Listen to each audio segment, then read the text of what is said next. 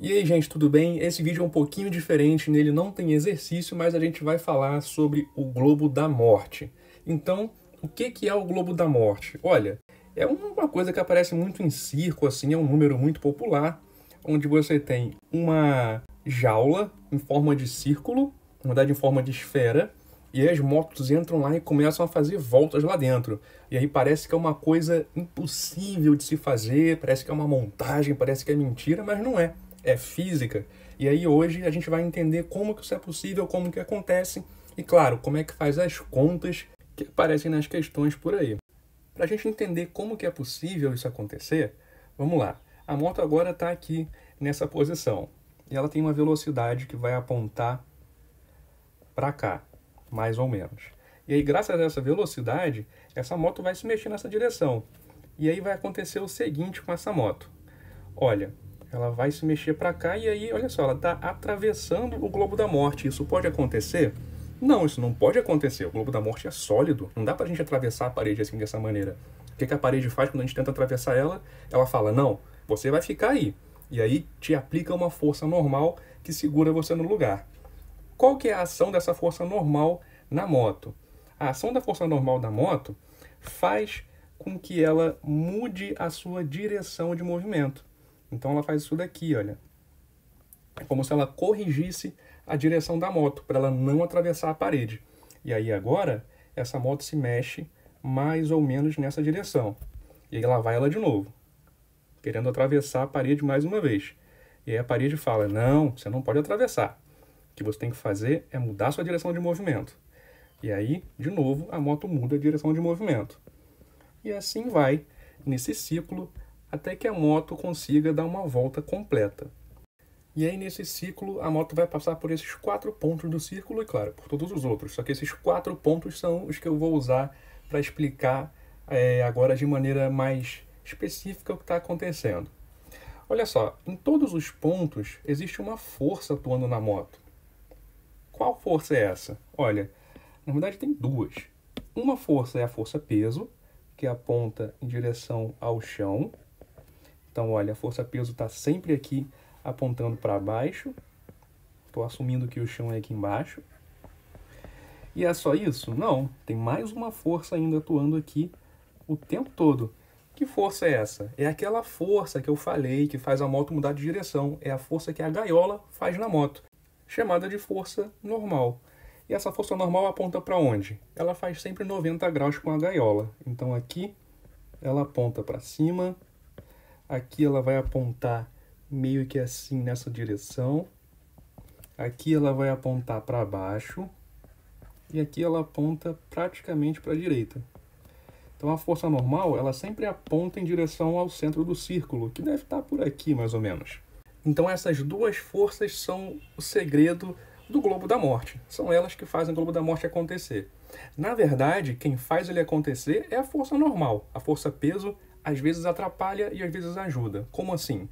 Olha, por exemplo, aqui nessa etapa, a moto tem que subir nessa direção. E a força peso está apontando para baixo.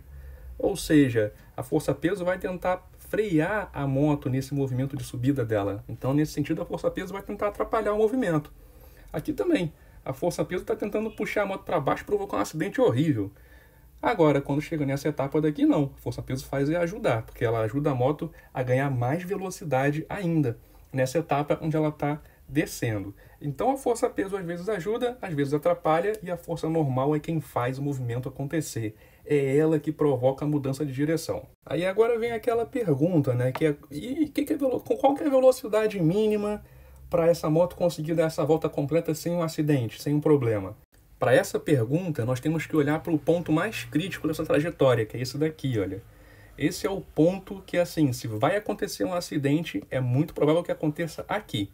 Então, essa situação é a situação crítica. E agora a gente vai analisar essa situação crítica usando a segunda lei de Newton, que fala que a força resultante é igual à massa do corpo vezes a aceleração desse corpo. Beleza. Agora repara uma coisa. Eu vou desenhar aqui, olha, uma linha vertical passando pelo meio da circunferência. Repara que tanto a normal quanto a força-peso, aqui em cima, estão nessa direção. e no caso as duas apontam para baixo. Ou seja, as duas forças são forças do tipo radial. O que é uma força radial? É qualquer força que está apontando nessa direção que passa pelo meio da circunferência. E daí? Por que isso é importante? Pelo seguinte, qual que é o nome que a gente dá da força resultante na direção radial? Força centrípeta. Então, qual é a conclusão que a gente chega? Que a força resultante nessa situação é uma força centrípeta, e aí por conta disso a aceleração nessa situação vai ser uma aceleração centrípeta também. Então a segunda lei nos leva a essa conclusão. Mas e aí? E aí você escolhe seu referencial. Eu vou escolher assim: todas as forças que apontam para o centro da circunferência são positivas, e todas as forças que apontam para fora da circunferência são negativas. E aí, nessa escolha de referencial, nós vamos ter o seguinte: a força centrípeta, nesse ponto aqui, é composta de duas forças que apontam em direção ao centro da circunferência. Então, as duas forças são positivas. Logo, a força normal mais a força peso é igual à massa da moto vezes a aceleração centrípeta. E aí, se você lembrar, a aceleração centrípeta tem uma relação com a velocidade. Ela é dada por v ao quadrado dividido pelo raio da circunferência. Então aqui fica v ao quadrado dividido pelo raio da circunferência. Mas e aí? Eu quero saber da velocidade. Então você tem que resolver essa equação para a velocidade. Como é que faz isso? Manda esse raio que está dividindo para lá multiplicando, e aí fica raio vezes normal mais peso. Peso, que se você lembrar, é a massa vezes a aceleração da gravidade, sendo igual a massa vezes a velocidade ao quadrado. Agora você manda a massa para lá dividindo, e aí fica R vezes a normal mais m vezes g dividido por m é igual a v ao quadrado.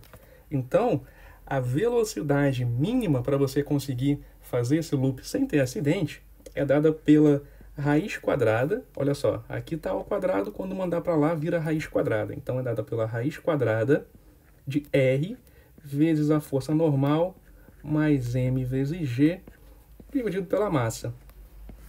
E claro, pode ser tanto em um sentido quanto no outro sentido. A moto pode estar rodando no sentido horário ou anti-horário. Então esse sinal fica indicando em qual sentido que a moto está girando. Beleza? Aí agora tem uma pergunta. Pô, mas essa força normal aqui no meio do caminho, nada a ver essa força aí, como é que eu calculo ela? Aí que tá, você não calcula. Você tem uma sacada. A força normal não é a força de contato entre a superfície e o objeto? Então, vamos supor que essa moto está querendo cair. Se essa moto está querendo cair, vocês concordam que ela vai ficar cada vez menos pressionada contra a superfície do globo da morte, aqui nesse ponto mais alto? Então, na situação crítica, onde ela está para cair mesmo, essa força de contato é exatamente zero. Ou seja, a moto acabou de perder o contato com a superfície. Então, normal, zero. E aí, isso resulta para a gente no seguinte: a velocidade mínima para a moto conseguir concluir um looping é mais ou menos a raiz quadrada de R vezes m vezes g dividido por m. E aí a massa fica simplificada, e aí por fim a gente tem a velocidade mínima necessária, que é mais ou menos a raiz quadrada do raio do globo da morte vezes a aceleração da gravidade local. E pronto, essa é a velocidade mínima. Deixa eu reorganizar o quadro agora para continuar explicando mais coisas. Pronto. Aí agora também você pode querer saber o seguinte: vamos supor que eu estou no ponto aqui mais baixo da trajetória. Quanto que vale a força normal nesse ponto mais baixo? E aí o que você pode fazer para responder essa pergunta? Você pode usar de novo a segunda lei de Newton, que diz que a força resultante é igual à massa do objeto vezes a sua aceleração. E aqui, mais uma vez, temos a força normal na direção radial, só que apontando para dentro da circunferência, e temos a força peso na direção radial, só que apontando para fora da circunferência. De novo, temos duas forças radiais, portanto, a resultante é uma força centrípeta.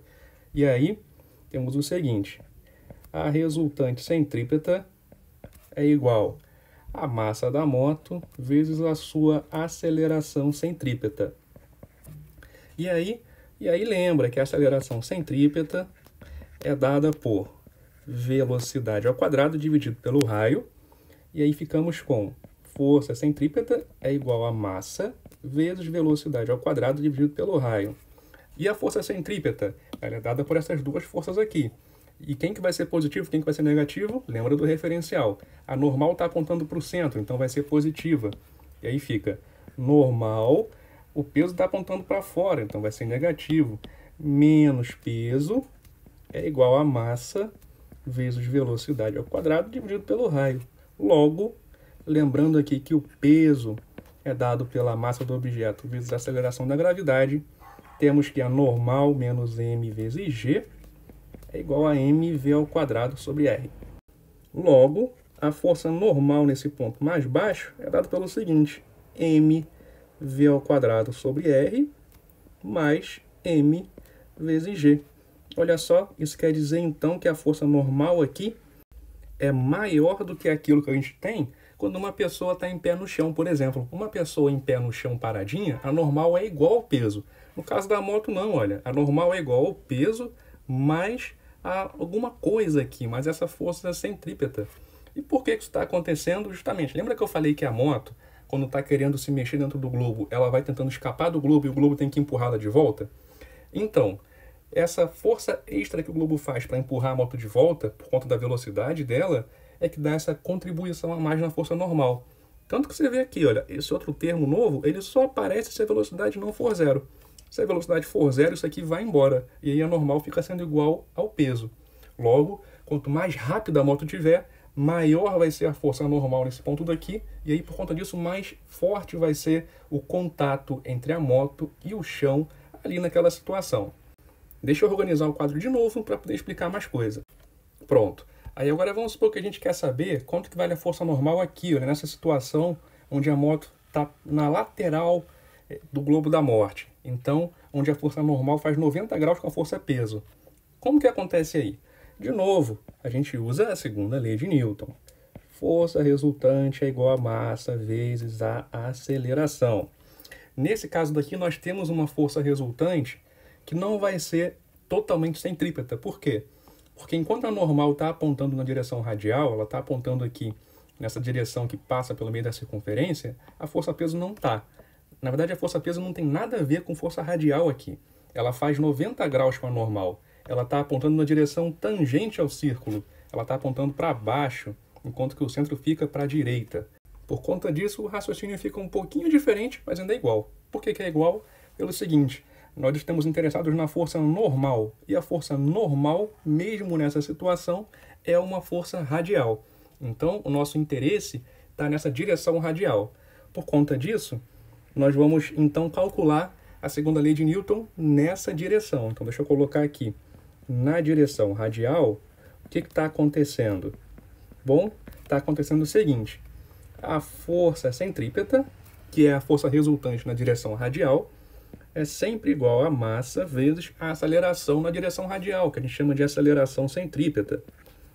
E aí, que forças estão compondo a força centrípeta aqui nessa situação? Só uma, só a força normal. Portanto, a normal é igual a massa vezes a aceleração centrípeta, que, se você lembrar mais uma vez, é velocidade ao quadrado dividido pelo raio. Então, v ao quadrado sobre r. E aí você vê que essa é a força normal ali na lateral do círculo. Então, por que não aparece força-peso aqui? Justamente porque a moto, para ser pressionada contra o círculo, tem que ser apertada para cá, olha. Tá vendo? Para a esquerda. Só que a força-peso está puxando para baixo. Então, a força-peso não está ajudando em nada a apertar essa moto contra a parede. Por conta disso, a força normal não tem nada a ver com a força-peso nessa posição aqui do globo da morte. Deixa eu organizar o quadro de novo para explicar uma última coisa e a gente encerra. Que outra coisa é essa que eu quero explicar? É como é que você calcula a força normal aqui em cima, no ponto mais alto. A gente já fez isso indiretamente na hora de calcular a velocidade mínima, mas agora vamos fazer de novo, só para ficar bem explicadinho e para vocês poderem treinar um pouco também. Vamos lá. Como que a gente faz? Segunda lei de Newton. Força resultante é igual a massa vezes a aceleração. Dessa vez, todas as forças são radiais. Portanto, a nossa força resultante é completamente centrípeta. Então a força resultante, que é uma força centrípeta, é igual a massa vezes a aceleração centrípeta. Quais forças estão compondo essa força centrípeta? A normal e o peso. E as duas forças apontam em direção ao centro, portanto as duas são positivas. Logo, normal mais peso é igual a massa vezes a aceleração centrípeta. Não se esquece, em V ao quadrado sobre R. Então, V ao quadrado sobre R. Então, quanto que vale a força normal? É só você passar a força-peso para o outro lado. Aí a força normal é igual a mv ao quadrado sobre R menos a força-peso, que é m vezes g. Então está aqui a força normal na parte mais alta do seu globo da morte. Vê o seguinte, na parte mais alta, a força-peso está com um sinal negativo. Isso é esperado, porque a força-peso está ajudando a moto a descolar da superfície. Então ela está ajudando a moto a pressionar cada vez menos a superfície. Por isso que ela aparece com um sinal de menos aqui na força normal. Beleza? E aí, para quem estiver interessado mesmo, eu vou explicar agora de verdade a última coisa, que é como é que você calcula a força normal em qualquer lugar do círculo.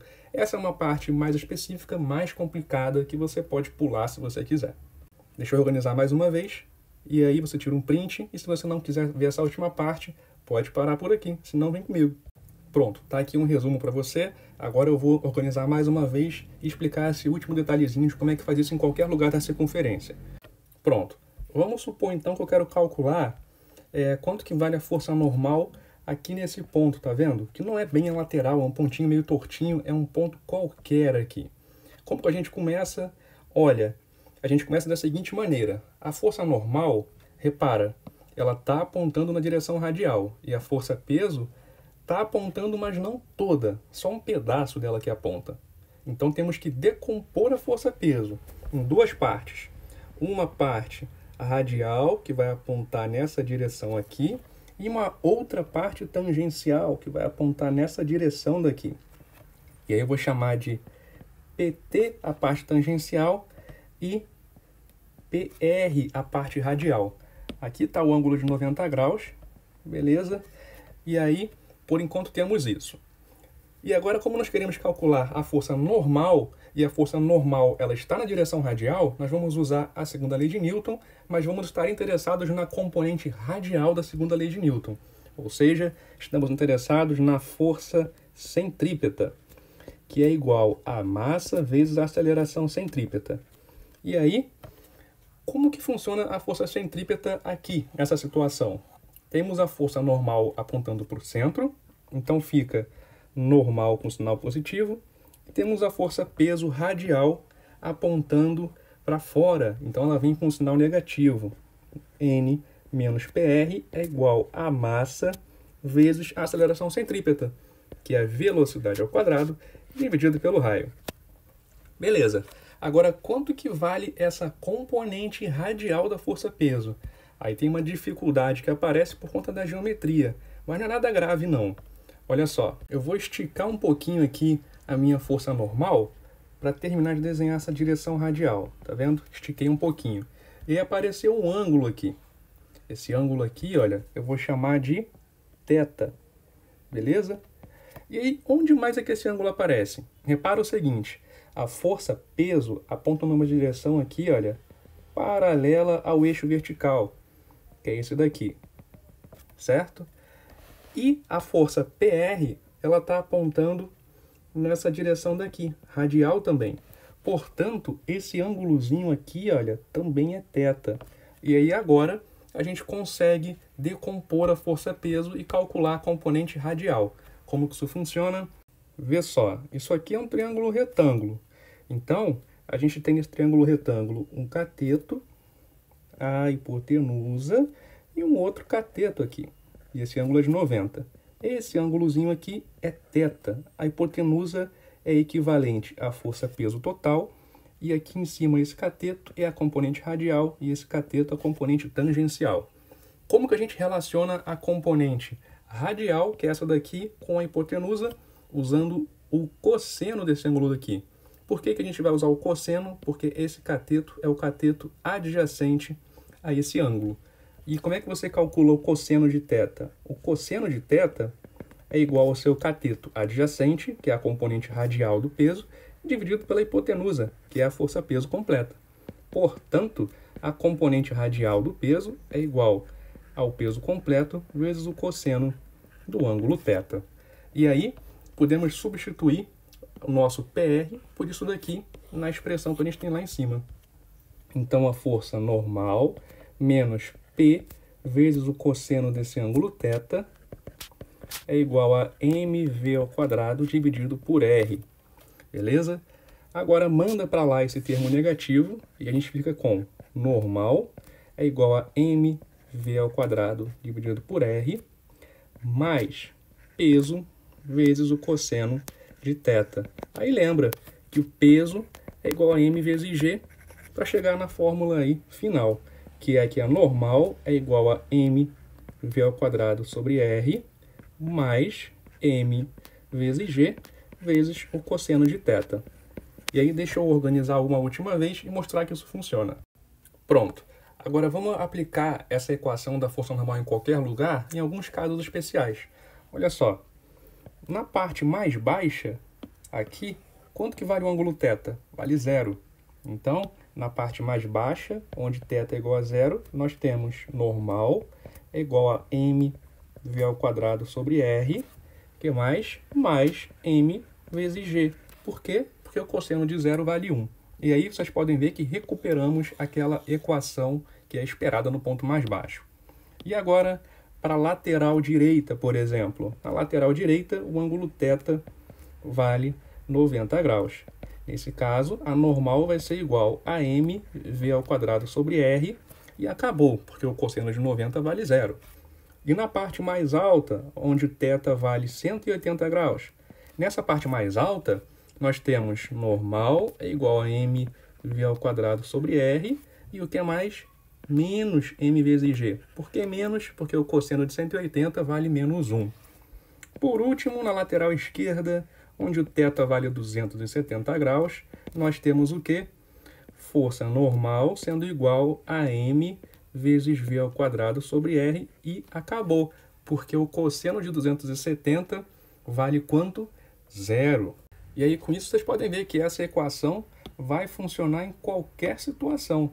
Não importa onde você está querendo calcular a força normal, isso aqui vai te servir. Só que isso tem mais aplicação, de repente, para quem quer fazer um concurso militar ou algo do tipo, porque é bem específico, é bem difícil isso cair no vestibular tipo Enem ou UERJ. Beleza? Então, vou ficando por aqui. Ficou extenso, mas acho que está bem completinho. Valeu! Se você gostou desse vídeo, curte aí e se inscreve aqui no canal que toda semana tem coisa nova. Pode deixar comentário com dúvida, com pergunta, com alguma questão que você queira. Fica à vontade que eu vou tentar responder o mais rápido possível. Valeu e bons estudos!